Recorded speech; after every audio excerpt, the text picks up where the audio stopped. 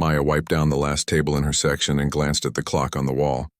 It was already 6 in the evening, and the restaurant was starting to fill up with the dinner crowd. She tucked a loose strand of dark hair behind her ear and smoothed down her black uniform. The Metropolitan was one of the fanciest restaurants in downtown Manhattan, and Friday nights were always the busiest. She had been working at the Metropolitan for almost 2 years now. Every evening after her morning classes at the business school, she would come here and work until closing time. Then she would go home to her small apartment, study until midnight, and wake up early to do it all over again. It was exhausting, but Maya never complained. She had a goal, and she would do whatever it took to reach it.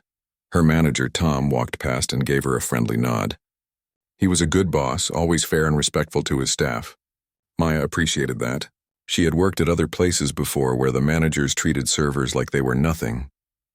But Tom was different. He knew that everyone who worked at his restaurant was a real person with real dreams. The front door opened, and Maya watched as a group of well-dressed people walked in.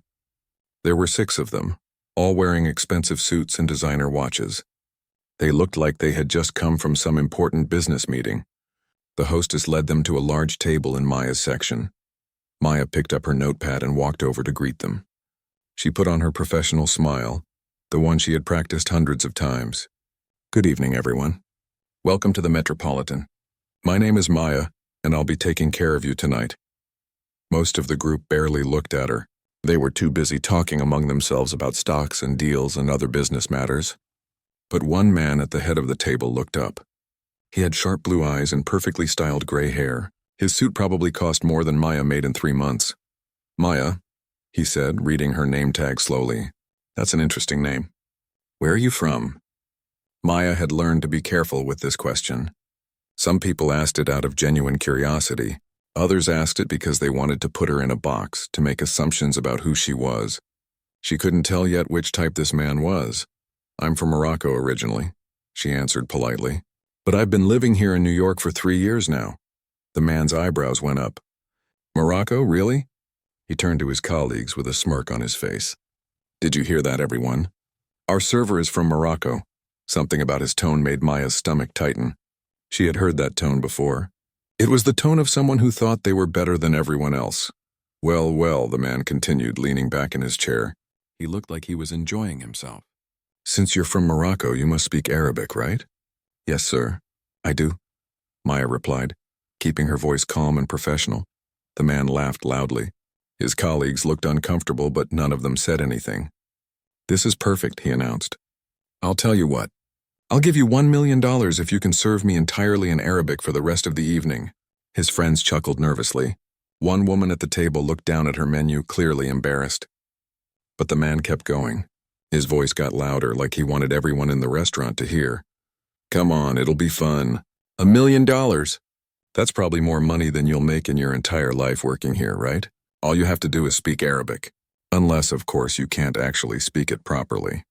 Maybe you only know a few words." Maya felt her cheeks grow hot. She could feel other diners turning to look at their table. The man was making a scene, and he knew it. He was enjoying the attention. He probably thought he was being clever and funny. But Maya had dealt with people like this before. She had learned that the best response was dignity. She took a deep breath and looked the man directly in his eyes. Then she began to speak in perfect, flowing Arabic. Her voice was clear and confident. "I would be honored to serve you in Arabic this evening, sir. However, I should inform you that I speak 5 languages fluently. In addition to Arabic and English, I also speak French, Spanish, and Darija. Which language would you prefer for this evening's service?" She said it first in Arabic, then repeated it in French, and finally in English. Her pronunciation was flawless. Every word was crisp and professional. The table went completely silent. The man's smirk disappeared from his face. His colleagues stared at Maya with new eyes, like they were seeing her for the first time. The woman who had been looking at her menu now looked up with respect in her expression. Maya stood there calmly, her notepad in her hand, waiting for a response. Her heart was pounding in her chest, but she didn't let it show on her face. She had learned a long time ago that people would treat her however she allowed them to treat her. The man cleared his throat. He looked flustered now, caught off guard. For a moment, Maya thought he might apologize. But then his face hardened. His ego had been bruised, and men like him didn't like that feeling. "You think you're smart, don't you?" he said coldly. Fine, let's make this interesting. He pulled out his phone and placed it on the table like he was making some kind of official declaration. Here's the deal. You serve my entire table tonight speaking only in Arabic. Not a single word of English. If you can do it perfectly without any mistakes, I'll actually write you a check for $1 million right here, right now. He paused and leaned forward. His eyes were hard now, mean. But when you mess up, when you can't handle it, you have to quit this job. Tonight, you walk out and never come back. Do we have a deal? Maya heard Tom, her manager, rushing over. He had heard the commotion from across the restaurant. Excuse me, sir, but I don't think... Maya gently held up her hand, stopping Tom. She appreciated his concern, but this was something she needed to handle herself. She had spent her whole life dealing with people who underestimated her. This man thought he could humiliate her. He thought she was just a server, nothing more. He had no idea who she really was. She looked at the man calmly. Then she spoke in clear classical Arabic, the kind of Arabic used in business meetings in Dubai and formal settings in Saudi Arabia. The kind of Arabic that took years of study to master. I accept your challenge, Mr. Blackwell. She had read his name on the reservation list. However, I propose a modification. If I succeed, you will donate $1 million to a scholarship fund for immigrant students. Not to me personally. The donation will be made publicly in your name. And if I fail, I will resign from my position here. She switched back to English for just a moment. But I won't fail. Then she looked at his colleagues. I assume you will all serve as witnesses to this agreement? They nodded slowly, stunned by what was happening. One of the men, who seemed to have more decency than the others, spoke up. Richard, maybe this isn't... But Richard Blackwell, CEO of one of the biggest tech companies in New York, wasn't backing down. His pride wouldn't let him. You're on, he snapped. Let's see how long you last. Maya gave a small nod. She turned to Tom and spoke to him quietly in English. I'll be fine. Trust me. Then she switched to Arabic and didn't switch back. Now, gentlemen and ladies, shall we begin with drinks this evening? I can recommend our excellent wine selection. For the rest of the evening, Maya would speak only in Arabic, and she would show Richard Blackwell exactly what it meant to underestimate someone. Maya walked away from the table with her head held high. Her hands were shaking slightly, but she kept them steady as she wrote down the drink orders in Arabic on her notepad. She could feel every eye in the restaurant on her. Word had spread quickly among the staff about what was happening. Other servers kept glancing over at her table, whispering to each other. In the kitchen, Maya took a moment to breathe. She closed her eyes and thought about her mother. Her mother had always told her that education was something no one could ever take away from you. Learn everything you can, she used to say. Knowledge is the only wealth that grows when you share it. Tom came into the kitchen, looking worried. Maya, you don't have to do this. That guy is a jerk. I can ask him to leave. Maya smiled at him.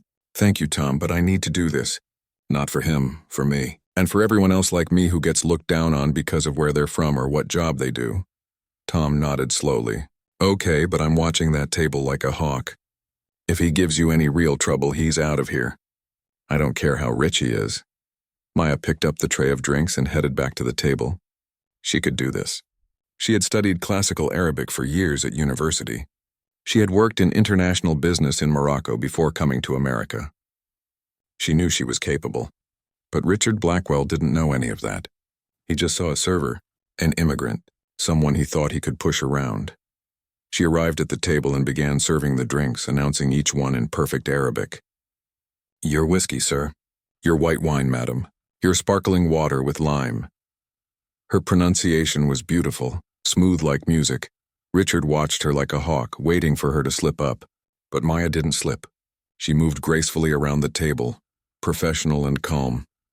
Now, she said in Arabic, shall I tell you about tonight's specials? She went through the entire menu in detailed Arabic, describing each dish with the proper culinary terms. She explained how the chef prepared the salmon, what herbs were used in the lamb, how the vegetables were sourced from local farms.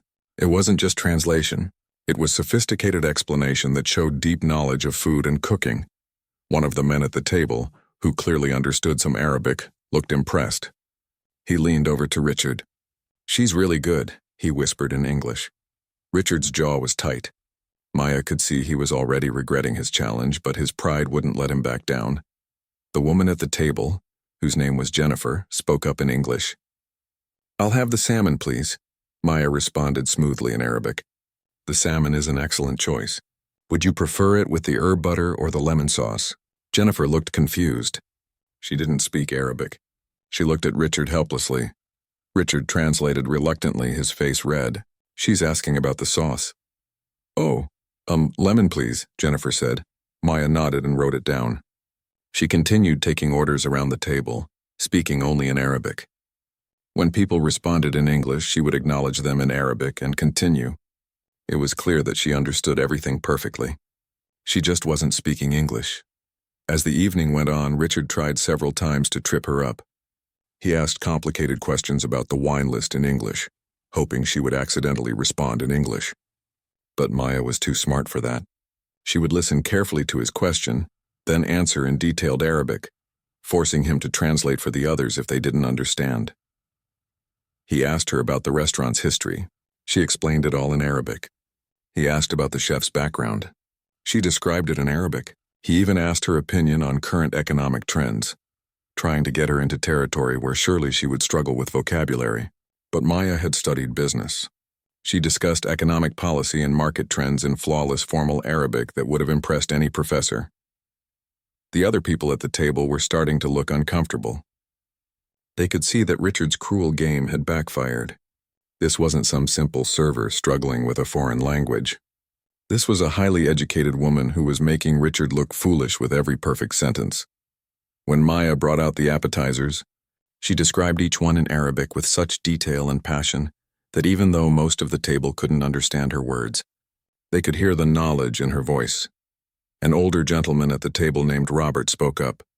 "Richard, I have to say I'm impressed. Where did you find her?"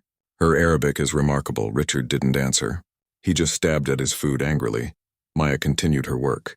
She brought water, refilled wine glasses, checked on the temperature of the food, made sure everyone had what they needed, all while speaking exclusively in Arabic. And she did it all with grace and professionalism that would have been impressive in any language. Other customers in the restaurant started to notice something special was happening. They watched this young server gliding between tables, speaking in beautiful flowing Arabic, treating her work with dignity and skill. Some of them started clapping quietly when she walked past. 2 hours into the dinner, Richard was looking exhausted. He had been forced to translate for his colleagues all evening. His earlier confidence was completely gone. He picked at his expensive steak without really eating it. Jennifer leaned over to him. "Richard, this is getting ridiculous. She's clearly won. Just admit it and end this." But Richard shook his head stubbornly. "The evening isn't over yet." He called Maya over. When she arrived at the table, he spoke to her in English slowly and carefully. "Tell me about yourself, your background, your education." In Arabic, of course. It was a trap, Maya realized. He wanted her to talk about herself so he could find some weakness, something to criticize. But Maya had nothing to hide. She responded in Arabic, and this time Richard translated for the whole table as she spoke. "I graduated with highest honors from Al Akhawain University in Morocco, with a degree in international business and linguistics. I studied Arabic, French, English, and Spanish. After graduation, I worked for 3 years at a multinational corporation in Casablanca, managing relationships with clients across the Middle East and North Africa." She paused, then continued. "I came to America 3 years ago when my mother became ill. I needed to be close to the hospital where she was receiving treatment. After she passed away, I stayed to help support my younger siblings back home.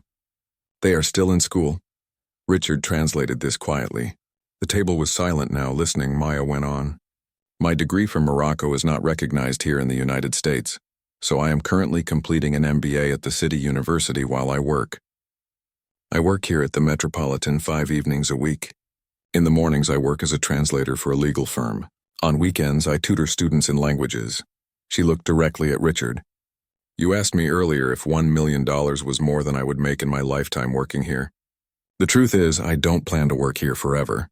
But while I am here, I serve every customer with respect and dignity.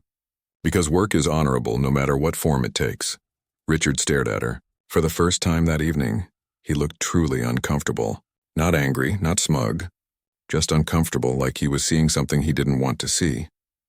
Jennifer had tears in her eyes. Robert was nodding slowly. Another man at the table looked ashamed.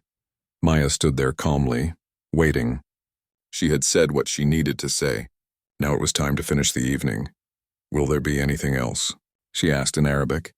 Richard shook his head slowly. "No, just the check, please." Maya nodded and walked away. She went to the server station and printed out their bill. Her hands were still steady, but inside her heart was racing. She had done it. She had made it through the entire evening speaking only Arabic. Not one single word of English had passed her lips at that table. She brought the check to Richard in a leather folder. She placed it in front of him and said in Arabic, "Thank you for dining with us this evening. I hope you enjoyed your meal." Richard looked up at her. Then he did something unexpected. He pulled out his phone. Richard stared at his phone screen for a long moment. His colleagues watched him in silence. The whole restaurant seemed to be holding its breath. Maya stood quietly by the table, her notepad in her hand, waiting to see what would happen next. Finally, Robert spoke up. His voice was firm but not unkind. "Richard, you made a bet." This young woman held up her end perfectly. More than perfectly, actually. She was extraordinary. "Now you need to honor your word." Richard's face was red. He looked like he wanted to argue, to find some excuse or loophole. But he couldn't. Everyone at the table had witnessed what happened. Maya had spoken nothing but flawless Arabic for 3 solid hours. She had answered every question, described every dish, handled every situation with grace and intelligence. "Fine," Richard muttered. He tapped at his phone screen several times. "What's the name of this scholarship fund?" Maya remained calm. "It doesn't exist yet, Mr. Blackwell. But I'm sure a man of your resources can work with a university to establish one. Perhaps you could contact the financial aid offices at City University, where many immigrant students like myself are studying." Richard nodded stiffly. He made a note on his phone. Then he looked up at Maya, really looked at her this time, not with mockery or superiority, with something else. Maybe it was curiosity, maybe it was respect, or maybe it was shame. "Where did you learn to speak like that?" he asked. That wasn't just regular conversation. That was formal Arabic, business Arabic, the kind they use in corporate meetings in Dubai and Riyadh. Maya could have walked away. She had won the bet. She had proven her point. But something in Richard's tone made her pause. He actually seemed interested now. Not mocking. Genuinely curious. She thought for a moment, then decided to share her story. She switched to English for the first time since the bet began. Her voice was quiet but steady. "My father was a professor of Arabic literature," she began. "He taught at the university in Rabat. He loved language more than anything in the world. He used to say that every language is a different window to see life through." The table leaned in, listening. Even Richard seemed focused on her words. "He taught me classical Arabic when I was a child, not just how to speak it, but how to love it. He showed me the poetry, the history, the beauty of the language. When I was 8 years old, I could recite verses from ancient poets. By the time I was 12, I could debate philosophical ideas in formal Arabic." Maya's eyes got a distant look, like she was remembering. "My father died when I was 15. Cancer. Before he died, he made me promise that I would never waste my education. He said that too many people in the world judge others by their job or their appearance. But education, knowledge, culture, these things live inside you. No one can take them away." Jennifer wiped her eyes. She wasn't the only one at the table who looked emotional. "I got a scholarship to university," Maya continued. "I studied hard. I wanted to make my father proud. After I graduated, I got a good job. I was happy. I had a nice apartment in Casablanca. I traveled for work to Egypt, Jordan, the United Arab Emirates. I thought I had made it," she paused. "Then my mother got sick, very sick. The hospitals in Morocco couldn't help her. We found a specialist here in New York who could treat her condition, so I left everything behind and came here to be with her. The first year was the hardest," Maya said softly. "My savings ran out quickly. The medical bills were enormous. I couldn't work in my field because my degree wasn't recognized. I needed money fast, so I took the first job I could find. Waiting tables?" She looked around at the restaurant. "At first I was ashamed. I kept thinking about my father, about how I had promised to use my education. I felt like I had failed. But my mother told me something important. She said that there is no shame in honest work.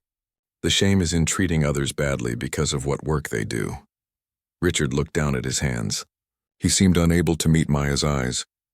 My mother died 6 months after we arrived in New York, Maya said. I thought about going back to Morocco, but my younger brother and sister needed help with their school fees. And I realized that if I went back, I would always wonder what might have been, so I stayed.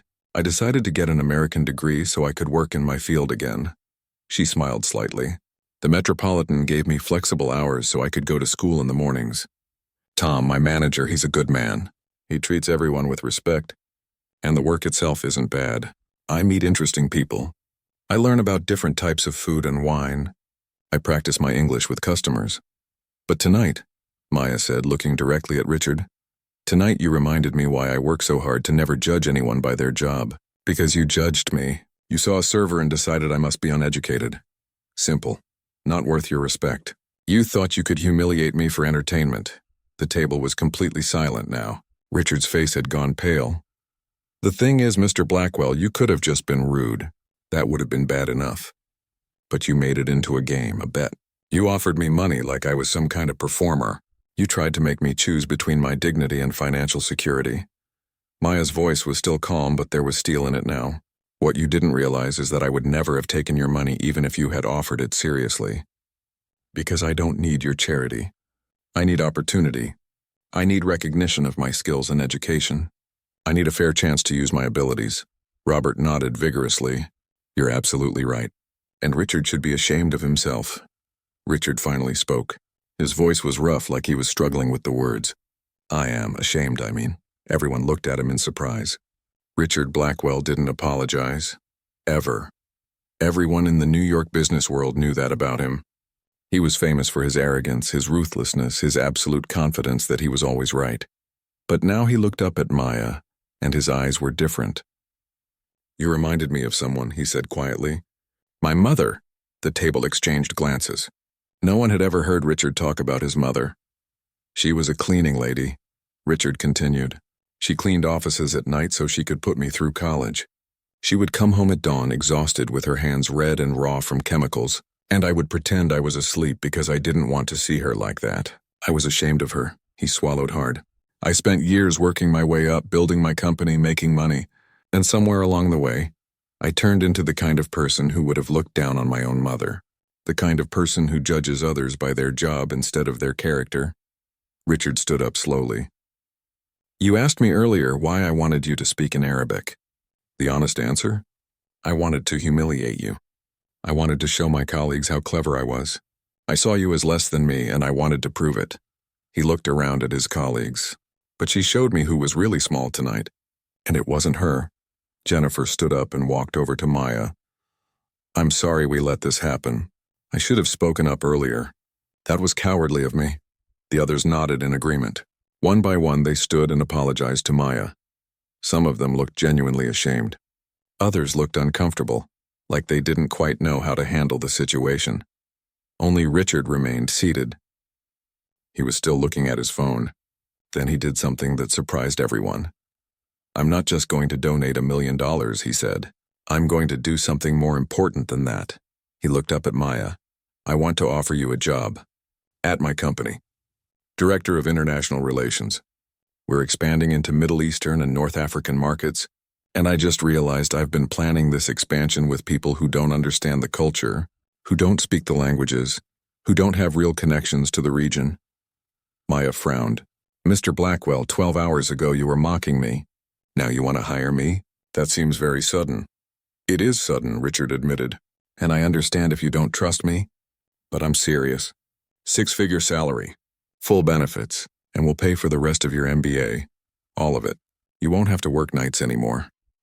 Tom, who had been hovering nearby to make sure everything was okay, stepped forward. Maya, you don't have to decide right now. Think about it. But Maya was already thinking. She looked at Richard carefully, trying to read him. Was this real? Or was it just another game? Another way for a rich man to feel better about himself? I want to hear more, she said finally. Maya didn't sleep much that night. She kept thinking about Richard's offer. Part of her wanted to say yes immediately. A 6-figure salary would change her life. She could send more money to her siblings. She could finally stop working 2 jobs. She could focus on her studies without constant exhaustion. But another part of her was cautious.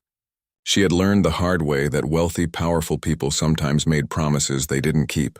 They said things in the moment, felt good about themselves, and then forgot all about it the next day. Maybe Richard would wake up tomorrow and regret his offer.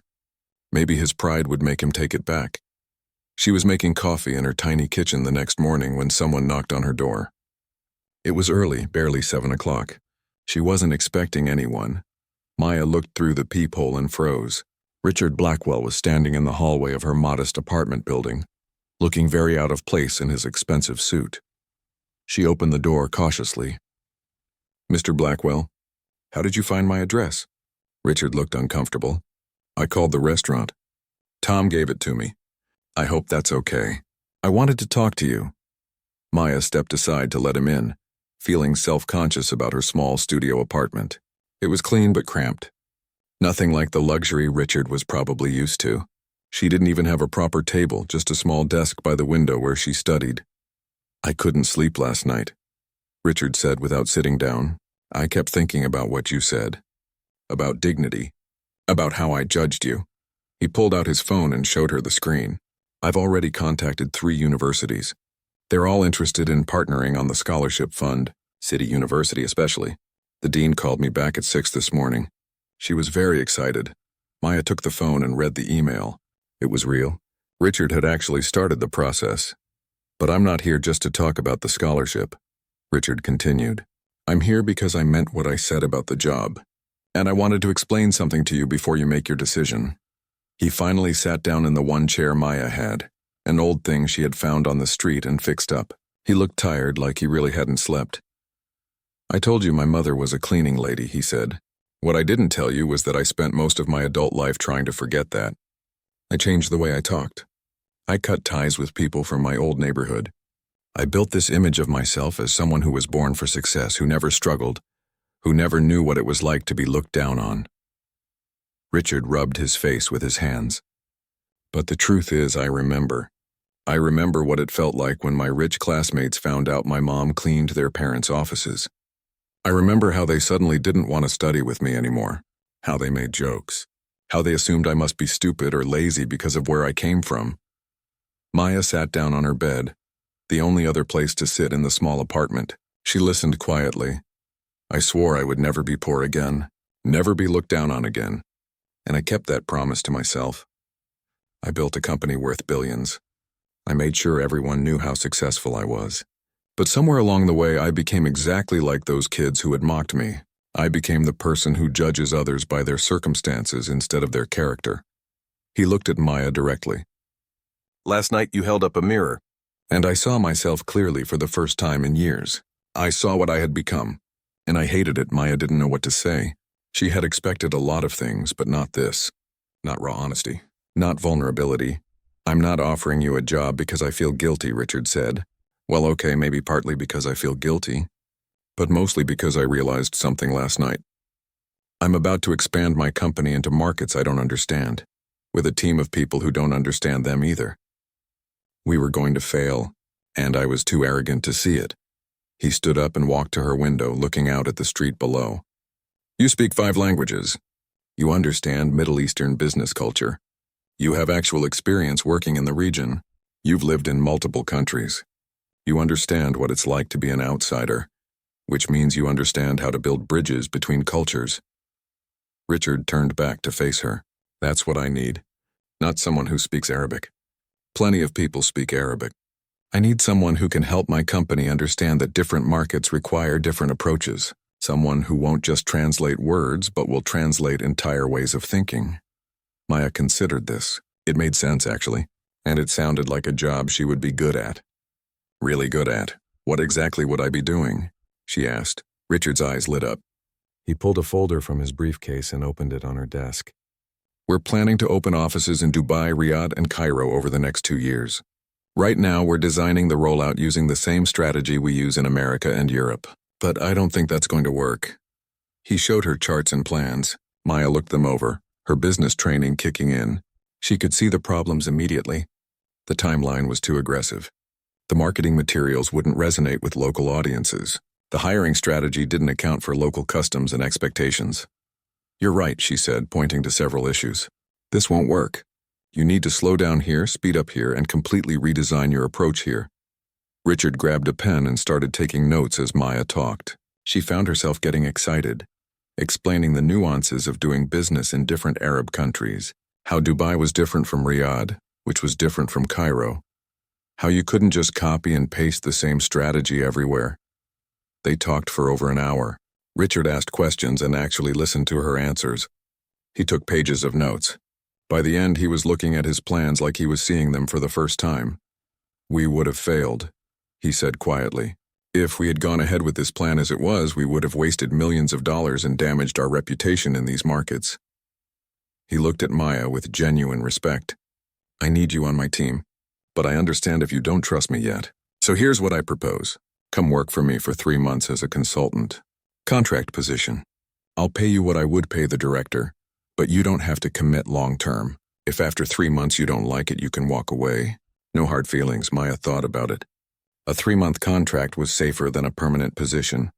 It gave her an exit if things went wrong. "I have conditions," she said. "Name them." "I keep working at the Metropolitan 1 shift per week. I don't want to forget where I came from. And I want you to match the scholarship fund contribution annually, not just $1 million one time." "Every year," Richard nodded. "Done. Anything else?" "Yes, I want to help choose the scholarship recipients. I want to make sure the money goes to students who really need it. Students like me who have education and potential but just need a chance." "Absolutely," Richard agreed. "You should be on the board of the foundation. Actually, you should probably run it." Maya stood up and extended her hand. "Then I accept. 3 months. We'll see how it goes." Richard shook her hand firmly. Then he smiled, and it was a genuine smile, not the arrogant smirk from last night. A real smile. "Thank you. You won't regret this." After Richard left, Maya called Tom at the restaurant. She explained the situation. Tom was happy for her, but also sad. "You're one of my best servers," he said. "But I'm glad you're getting this chance. You deserve it, and I'll keep 1 shift per week open for you, like you asked." Next, she called her brother and sister in Morocco. They were still asleep, but she couldn't wait. When her brother answered groggily, she told him the news. She could hear the joy in his voice even across the ocean. Maya hung up and looked around her small apartment.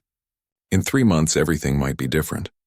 Or it might all fall apart, and she'd be back here, back to working 2 jobs and studying at night. She didn't know which it would be, but she knew one thing for certain. She had stood up for herself. She had refused to be humiliated. She had shown Richard Blackwell and everyone else at that table that she was more than just a server. She was educated, skilled, and valuable, and whether this new job worked out or not, no one could take that away from her. 3 months passed like a blur. Maya threw herself into her new role at Blackwell Technologies with everything she had. She redesigned the entire Middle Eastern expansion strategy. She hired consultants who actually understood the local markets. She built relationships with potential partners in Dubai, Riyadh, and Cairo. Richard kept his word about everything. The pay was exactly what he promised. He listened to her ideas. When she told him something wouldn't work, he trusted her judgment instead of pushing back with his ego. It was like working with a completely different person from the man she had met that night at the restaurant. But Maya still kept her promise to herself. Every Thursday night, she put on her server uniform and worked at the Metropolitan. Some of her new colleagues at Blackwell Technologies thought it was strange. Why would a director-level employee work as a server 1 night a week? But Maya didn't care what they thought. She knew why it mattered. On a Thursday evening, about 3 months after she started at Blackwell Technologies, Maya was finishing up her shift at the restaurant when a young woman approached her hesitantly. She looked nervous, clutching a worn resume folder. "Excuse me," the young woman said in accented English. "Are you Maya Hassan?" Maya recognized the accent immediately. Syrian. "Yes, I am. Can I help you?" The young woman's eyes filled with tears. "I heard about your story. About what happened with the CEO. I was a dentist in Damascus. But here I'm nothing. I clean houses. I work in a grocery store. My degree means nothing." Maya's heart ached. She knew exactly how this woman felt. "What's your name?" "Amira." "Sit down, Amira. Let's talk." They sat at an empty table and Amira told her story. It was heartbreakingly familiar. War had destroyed her country. She had fled with her young daughter. She had hoped to practice dentistry in America, But the recertification process was long, expensive, and complicated. She couldn't afford to not work while she studied. She was trapped in a cycle of low-wage jobs with no way out. Maya listened to everything Amira said. Then she pulled out her business card. Not the one from the Metropolitan, the one from Blackwell Technologies. "Come see me tomorrow at this address," Maya said. "I can't promise anything, but I might be able to help." The next day, Amira showed up at the sleek offices of Blackwell Technologies, looking intimidated by the glass and steel building. Maya met her in the lobby and brought her up to her office. A corner office with a view of the city. 3 months ago, Maya never would have imagined sitting in a place like this. "We have a program," Maya explained. "It's new. We started it last month. We help skilled immigrants get recertified in their professions, while they work for us in other capacities. You wouldn't be a dentist right away, but you could work in our HR department while you study for your dental boards. We pay for the courses. We give you time off for exams, and we connect you with mentors who can help." Amira stared at her. "Why would you do this?" "Because someone gave me a chance," Maya said simply. "And because it's the right thing to do. Also because it's good business. There are thousands of talented people in this country whose skills are being wasted. If we can help them, we help ourselves too." She had pitched this program to Richard a month ago. She explained that immigrants with professional experience in their home countries often made excellent employees. They were hard workers, resilient, and grateful for opportunities. Richard had approved the program immediately and given Maya a budget to run it. Amira started working at Blackwell Technologies the following week. She wasn't the first person Maya had helped through the program. There was also Rashid, an engineer from Iraq, and Chen, a teacher from China, and Fatima, an accountant from Sudan. Maya was building something bigger than just a department. She was building a community. The scholarship fund was growing too. Richard had kept his promise about matching the contribution every year. But he had gone further than that. He had started talking publicly about the importance of recognizing immigrant talent. He spoke at conferences about his own mother, about how shame had made him forget his roots, and about how one server at a restaurant had reminded him what really mattered. Some people in the business world mocked him for this. They said he had gone soft. They said his company would suffer because he was hiring based on feelings instead of facts. But they were wrong. Blackwell Technologies was thriving. The Middle Eastern expansion was exceeding all projections. Maya's approach of hiring people who actually understood the local markets was working brilliantly. 6 months after Maya started at the company, Richard called her into his office. She wondered if something was wrong, but when she entered, she saw that his entire leadership team was there. Everyone was smiling. "We have something for you," Richard said. He handed her an envelope. Maya opened it carefully. Inside was a contract. Not for 3 months. Not for a year. A permanent position as Senior Vice President of International Relations. The salary made her gasp. It was more money than she had ever imagined making. "You've earned this," Richard said. "You've transformed this company in 6 months. Not just the international division. The whole culture. People are different now. We're different. And it's because of you." Jennifer, who was now head of HR, spoke up. "We want to expand your immigrant talent program. Make it a core part of how we hire. We've seen the results. The people you've brought in are some of our strongest employees." Maya felt tears in her eyes. She thought about her father, about his love of language and learning. She thought about her mother, who had told her there was no shame in honest work. She thought about all the nights she had spent studying while exhausted, wondering if she would ever use her education again. "I accept," she said. "But I have one more condition." Richard laughed. "Of course you do. What is it?" "I still work at the Metropolitan 1 night a week." There was a moment of silence. Then Robert, who was on the board of directors, spoke up. "Why, you don't need the money anymore, and it must be exhausting." Maya thought about how to explain it. "Because I never want to forget what it feels like to be underestimated. I never want to become the kind of person who looks at someone's job and thinks they know everything about them. Working at the restaurant keeps me grounded. It reminds me why this all matters." Richard nodded slowly. "That's fair. Thursday nights are yours. We'll work around it." 2 years passed. The scholarship fund, now called the Words That Change Everything Foundation, had helped over 200 students. Some of them had graduated and were starting careers. Others were still studying. But all of them had one thing in common. They had been given a chance they wouldn't have had otherwise. Maya's immigrant talent program had grown into something national. Other companies were copying it. The idea of helping skilled immigrants get recertified while they worked was catching on across multiple industries. Maya had been featured in business magazines and asked to speak at conferences, but she still worked at the Metropolitan every Thursday night. It had become something of a legend in the business world, the senior vice president who served tables once a week. People thought it was a publicity stunt at first, but those who knew Maya understood it was something deeper. One Thursday evening, a young server approached her in the kitchen. He looked scared. "There's a man at one of my tables. He's being really rude, making fun of my accent. I don't know what to do." Maya put down the tray she was holding. "What table?" The young server pointed. Maya looked over and saw a well-dressed businessman laughing loudly with his companions. She recognized that laugh, that attitude, that arrogance. She walked over to the table. "Excuse me, gentlemen. I'm the senior server here. Is there a problem?" The businessman looked up at her with a smirk. "No problem. Just having a little fun with your colleague. He's from somewhere in Eastern Europe, can barely speak English. I was just joking around." Maya felt a familiar anger rising in her chest, but she kept her voice calm and professional. "That server you were joking around with is a medical doctor from Romania.